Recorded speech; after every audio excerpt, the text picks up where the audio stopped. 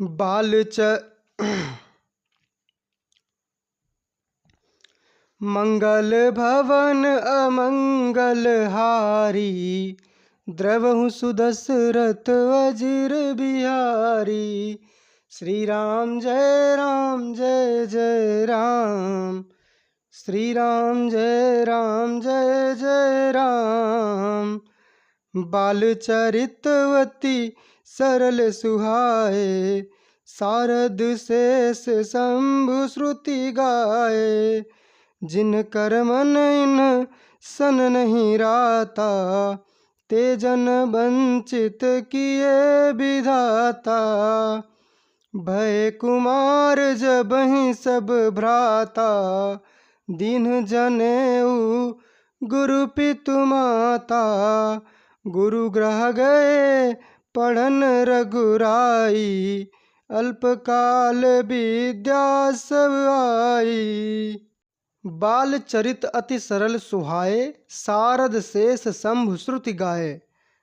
श्री रामचंद्र जी की बहुत ही सरल और सुंदर बाल लीलाओं का सरस्वती जी, शेष जी, शिव जी और वेदों ने गान किया है।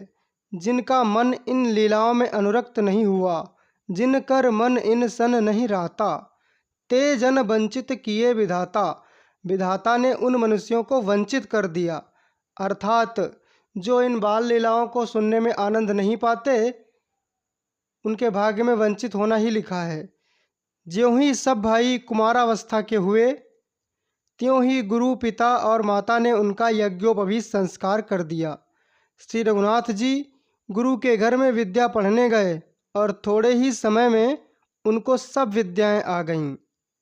यदि घर में कोई ऐसा बालक है जिसका मन पढ़ने में नहीं लगता है, या मन तो लगाता है परंतु वो पढ़ नहीं पाता है, तो उसे आप ये चौपाई याद करा दीजिए और ये प्रतिदिन दिन में कई बार बोलेगा तो उसका मन पढ़ने में लगने लगेगा।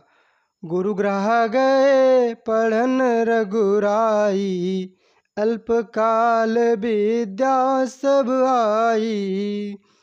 जाकी सहज श्वास श्रुति चारी, सो हरि पढ़या कौतुक भारी। विद्या विनय निपुण गुणशीला, खेलहि खेल सकल नृपलीला। चारों वेद जिनके स्वाभाविक श्वास हैं, वे भगवान पढ़ें, यह बड़ा कौतुक है। अर्थात जिनकी श्वासों से ही चारों वेद प्रकट हुए हैं, वे भगवान क्या पढ़ेंगे, वो तो सब पहले से पढ़े हैं, परंतु मनुष्य रूप में हैं तो उसका धर्म तो निभाना ही पड़ेगा। चारों भाई विद्या विनय गुण और शील में बड़े निपुण हैं और सब राजाओं की लीलाओं के ही खेल खेलते हैं। करतल बाण धनुष अति सोहा, देखत रूप चराचर मोहा। जिन बीथिन बिहरहि सब भाई, थकित होहि सब लोग लुगाई। कौशलपुर बासी नर नारी वृद्ध अरु बाल, प्राणहु ते प्रिय लागत सब कहूँ राम कृपाल। हाथ में बाण और धनुष बहुत ही शोभा देते हैं, रूप देखते ही चराचर मोहित हो जाते हैं। वे सब भाई जिन गलियों में खेलते हैं, उन गलियों के सभी स्त्री पुरुष उनको देखकर स्नेह से शिथिल हो जाते हैं, अर्थात उन्हें देखते ही रह जाते हैं। कौशलपुर के रहने वाले स्त्री पुरुष बूढ़े और बालक सभी को कृपालु श्री रामचंद्र जी प्राणों से भी बढ़कर प्रिय लगते हैं। इसीलिए तो जब प्रभु जी वन को जाने लगेंगे तो अयोध्या वासियों को बड़ा कष्ट होगा। बंधु सखा संग ले ही बोलाई, बन मृग या नित खेल ही जाई। पावन मृग मारही जिय जानी, दिन प्रति नृप ही देखा वही आनी। जे मृग राम बाण के मारे, ते तनु तजि सुर लोक सिधारे। अनुज सखा संग भोजन करहीं, मातु पिता आज्ञा अनुसरहीं।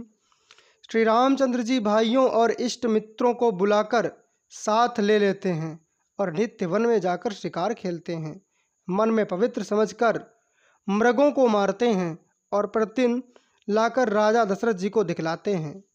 मृग माने हिरण हो ये जरूरी नहीं है। जंगल के जो जीव होते हैं उनको मृग कहा जाता है और शेर का भी एक पर्यायवाची है मृग। तो मृग माने केवल हिरण ही हो ये आवश्यक नहीं है। राजा लोग हिंसक जानवरों का शिकार किया करते थे। जो मृग श्री रामचंद्र जी के बाण से मारे जाते थे वे शरीर छोड़कर देवलोक को चले जाते थे। श्री रामचंद्र जी अपने छोटे भाइयों और सखाओं के साथ भोजन करते हैं और माता पिता की आज्ञा का पालन करते हैं। जहि विधि सुखी होहि पुर लोगा, करहि कृपा निधि सोई संजोगा।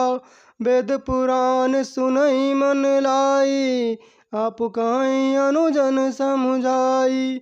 प्रातः काल उठि कै रघुनाथा, मातु पिता गुरु नावहि माथा।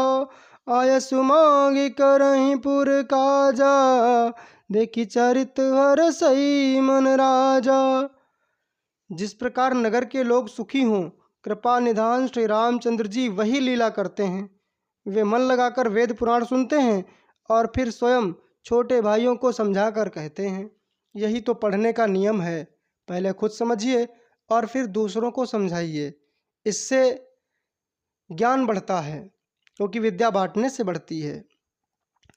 श्री रघुनाथ जी प्रातःकाल उठकर माता पिता और गुरु को मस्तक नवाते हैं और आज्ञा लेकर नगर का काम करते हैं। उनके चरित्र देख देख कर राजा मन में बड़े हर्षित होते हैं। व्यापक अकल अनीह अज, निर्गुण नाम न रूप। भगत हेतु नाना विधि, करत चरित्र अनूप। जो व्यापक, अकल, इच्छा रहित, अजन्मा और निर्गुण हैं तथा जिनका न नाम है न रूप, वही भगवान भक्तों के लिए नाना प्रकार के अनुपम चरित्र करते हैं। अर्थात उनका नाम भी हो जाता है और रूप भी हो जाता है। यह सब चरित कहा मैं गाई, आगिल कथा सुनहु मन लाई।